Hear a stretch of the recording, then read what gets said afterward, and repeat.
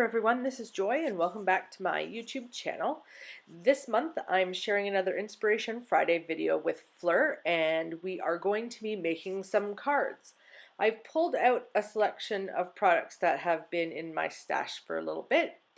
This die set holiday words from Tim Holtz, the Crazy Dog stamp set because I cannot put it down. Some random 6x6 papers pulled from different paper pads in holiday colors. Then I also have some dies from Sizzix and this old book paper.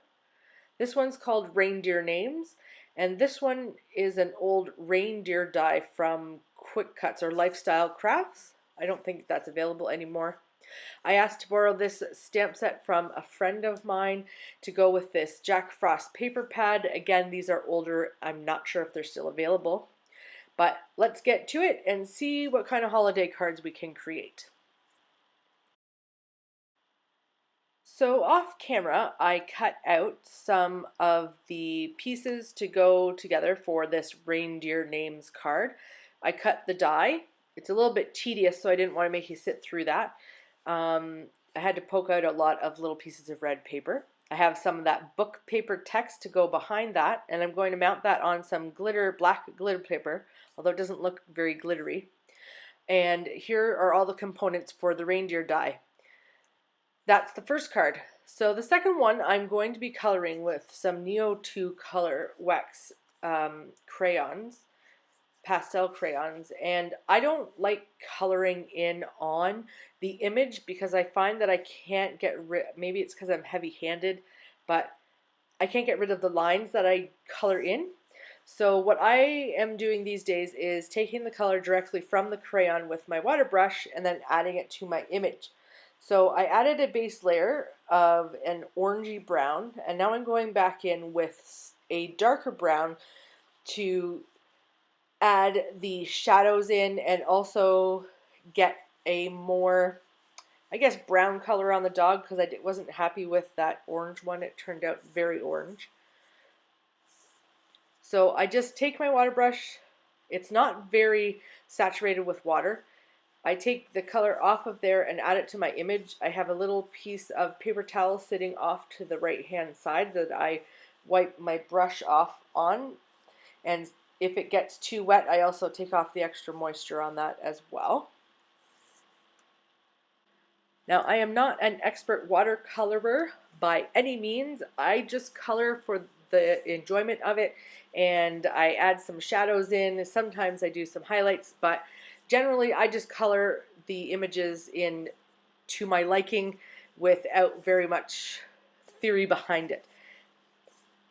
I'm going to use two different colors of pink. Well, one's a peachy kind of skin tone, and then a pink to add to the dog's tongue.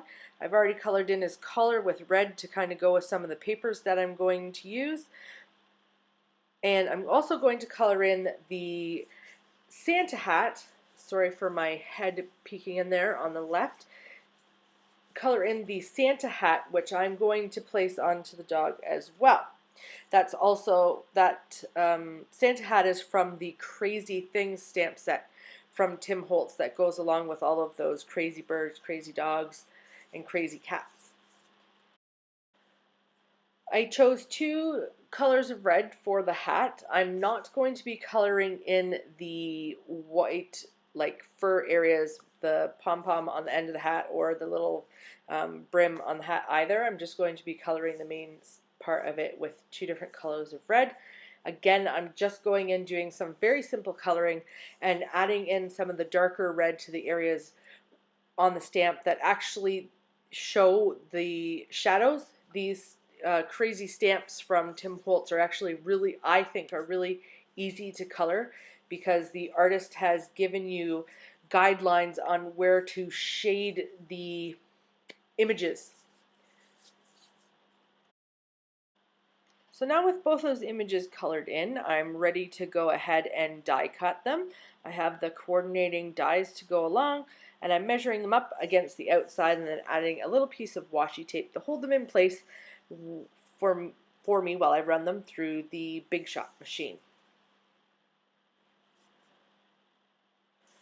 So the dog did not cut out very well, so I'm going to show you what I'm going to do that. I didn't line it up properly.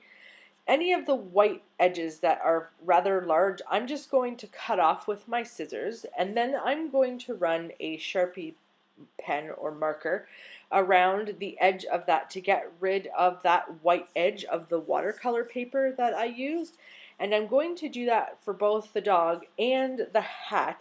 I think it just gives it a nice finished look and doesn't, I guess it hides the fact that I've cut them out. For this card, I'm going to be using a craft colored card base. It's 5.5 by 5.5. I've cut a red pattern paper at 4 by 4 and cut out a circle, which is where I'm going to be placing my sentiment. First, I'm going to be stamping the craft colored card with this large background stamp from My Favorite Things. I believe it's called the confetti background. And instead of stamping onto the card, I'm going to place the card onto the background stamp because they're very large, and I find it easier to just put the card down and then smooth over it with my hand without moving it to get the impression onto the card. I think when you stamp this background stamp with white, it kind of looks like snow. I'm going to assemble the card off camera and use the Tim Holtz holiday words for the sentiments.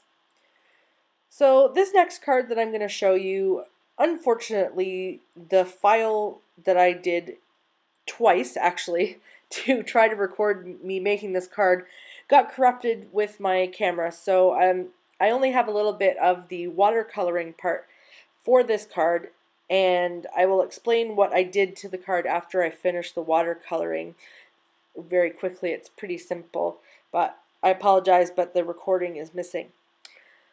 I'm laying down some water onto the watercolor cardstock from Tim Holtz.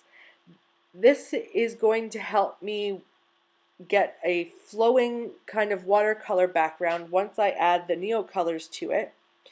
I'm going to show you again how this is a different way I like to use them. Again, I'm not coloring directly onto the watercolor paper because I don't like the lines. So I hold the crayon hovering over the top and use the water pen to pull color off the crayon and onto the watercolor paper.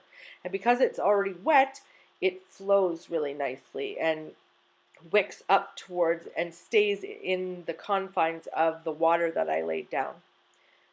This is a darker color, again using the same kind of technique, except this time I did drag it on the surface of the card. I didn't want to do that, but I ended up doing that, so I'm going to try to remove those lines.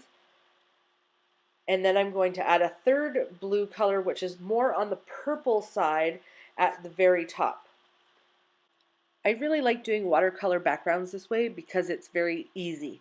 The plain water that you lay down first, the color stays within the boundaries of that water. It does not get messy and spread out everywhere, and I don't have any color lines on my watercolor background. I'm going to set aside this watercolor panel to dry on its own.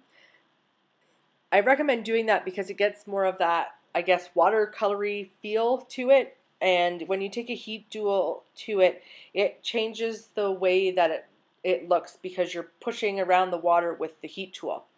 So I'm just going to stamp out the little snowman from this set. I'm going to die cut the little snowman and the little stick arms that are also in this set for him. So it's time to pull out that paper pad that's been sitting in my stash for a while. I'm looking for, I think, a stripe or this chevron piece of paper here to mount the watercolor panel to. So one more time I'm going to grab the Neo Color 2s to add some orange to the carrot nose on the snowman. I end up having to mix my own orange because there isn't one in this set. This one that does look orange actually is a yellow once you get it wet and onto the paper, so I'm mixing that yellow and the red to make orange. So this is the point where my video got corrupted and I'm not going to be able to show you how I finished completing this card. I will be able to explain it to you using the finished card. I ended up making this card twice because I noticed that there was a problem with the video the first time and replicated the card again. So I will show you both of the cards that I made. Here's the finished card with snowflakes and snowman and all.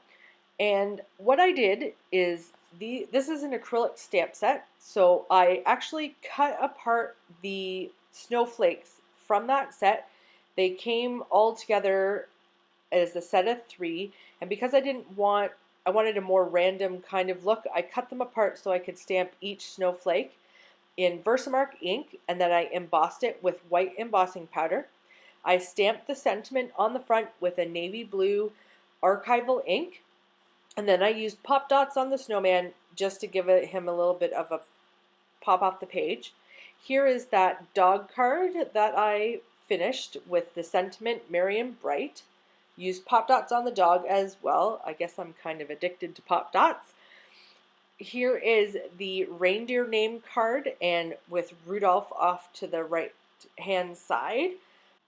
I was thinking I might actually change this card, do something to the background to jazz it up a bit.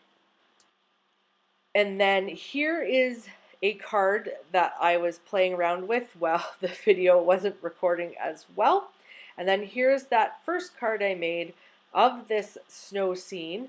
And on this one, I actually used gold embossing powder as well, but the design is still the same. Well, my friends, that's it for another Inspiration Friday video with Joy and Fleur. As usual, I will link to Fleur's YouTube channel in the description area below. Head over and check out how she was inspired this month and the cards that she created. Thank you so much for watching. Take care, and I'll see you next time.